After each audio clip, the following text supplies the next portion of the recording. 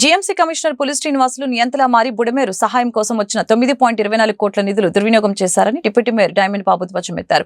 Commissioner అవినీతి అధికారుల్ని పెంచి పోషిస్తున్నారని ఆరోపించారు. జీఎంసీ క్యాంపు కార్యాలయంలో శనివారం డైమండ్ బాబు మీడియాతో మాట్లాడారు. నేను ఒక మాట చెప్తా, గుర్తుంచుకోండి. ఇక్కడ నగరపాలక సంస్థ కమిషనర్ అంటే ఐఏఎస్ ఆఫీసర్, అది గుర్తుంచుకోండి. నేను ఇంకా లోతుగా వెళ్ళి ఒక విషయం మీకు అర్థమయ్యేటట్టు చెప్తున్నాను. ఇప్పుడున్న కమిషనర్ వాస్తవాలన్నిటికీ ముసుగేసేసి ప్రజల తప్పుదోవ అన్ని విషయాలు చెప్పాను. మీరు చెప్పినటువంటి దళిత సంఘాలకు సంబంధించిన అంశాల్లో నేను ఈ కమిషనర్ గారు బ్యాక్ ఎండ్లో వాళ్ళ సొంత తమ్ముడు, గుర్తుంచుకోండి, వాళ్ళ సొంత తమ్ముడు ఒంగోలు నుంచి గుంటూరు వచ్చాడు. గుంటూరు వచ్చి గుంటూరు నగరంలో ఉన్నటువంటి దళిత సంఘాలు అందరి దగ్గర తిరిగాడు. తిరిగి వాళ్ళందరికీ ఏం చెప్తున్నాడంటే, మా అన్నయ్య దళితుడు, దళిత పక్షపాతి, మా అన్నయ్య విషయంలో ఇట్లా కావాలని చెప్పి చేస్తూ ఉన్నారని చెప్పి ఎక్కని గడపలేదు, దిగని గడపలేదు. మీరు అడిగిన ప్రశ్నకి ఈ సందర్భంగా నేను ఒకటే సూటిగా అడుగుతా ఉన్న కమిషనర్ గారిని గుర్తుంచుకోండి.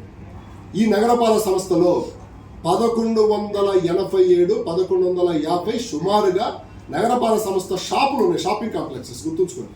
అది ఎన్టీఆర్ స్టేడియం కావచ్చు, కొల్లిశాత కూరగాయల మార్కెట్ కావచ్చు, ఇక్కడ ఈ కూరగాయల మార్కెట్ కావచ్చు, మార్కెట్ దగ్గరది కావచ్చు, గాంధీ పార్క్ ఎదురుది కావచ్చు, ఇట్లా అన్నీ ఉన్నాయి.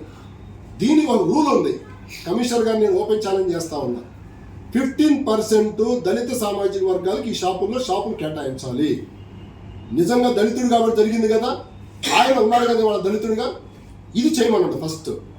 అలాగే ఆయన చేతిలో 10 లక్షల లోపు డైరెక్ట్గా ఆయన బిల్స్ రిలీజ్ చేసేటువంటి పవర్ ఆయనకు ఉంది.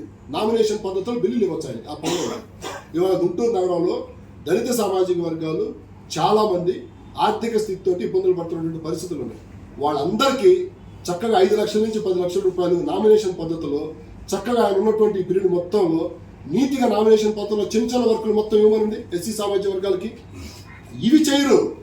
వాళ్ళకి అక్కడ నొప్పి తగిలింది, వాళ్ళకి అక్కడ తప్పు చేశారు, వాళ్ళకి అక్కడ ఆర్థిక దోపిడీ చేశారు అనగానే వెంటనే దళిత సంఘాలు గుర్తొస్తాయి, దళిత నాయకులు గుర్తొస్తారు, కులం గుర్తొచ్చింది, మతం గుర్తొచ్చింది. ఇవాళ నేను దళిత నాయకుడిని, నేను దళిత డిప్యూటీ మేయర్ని, నేను ఏమైనా మాట్లాడుతున్నాను నేను దళితుడిని అని చెప్పి? నా జీవిత కాలంలో ఏ రోజు కూడా నేను ఎస్సీ సామాజిక వర్గానికి చెందిన వాడిని, నాకు అన్యాయం జరుగుతుంది, నా మీద ఇది చేస్తున్నారు అనే మాట మళ్ళీ మీడియా మిత్రుల ద్వారా మీకు చెప్తా ఉన్నాను. నా జీవిత కాలంలో ఎప్పుడు ఇంకోసారి మాట్లాడను, గతంలో కూడా ఎప్పుడు మాట్లాడను. ఎందుకంటే అది నా క్యారెక్టర్ కాదు. నేను తప్పు చేసి నేను దళితుడిని అని చెప్పి అన్యాయం జరుగుతుంది, నాకు అక్రమం జరుగుతుంది, నన్ను కాపాడండి అంటే తప్పు అంటున్నా. సమాజం చూస్తూ ఉంటుంది, ప్రజలు చూస్తూ ఉంటారు, నాయకులు చూస్తూ ఉంటారు, ప్రతిదీ గమనిస్తూ ఉంటారు. అంతే తప్పితే నీ అవసరం గుర్తొచ్చినప్పుడేమో దళితుడివి, నీకు అవసరమైనప్పుడేమో దళిత సంఘాలు కావాలి.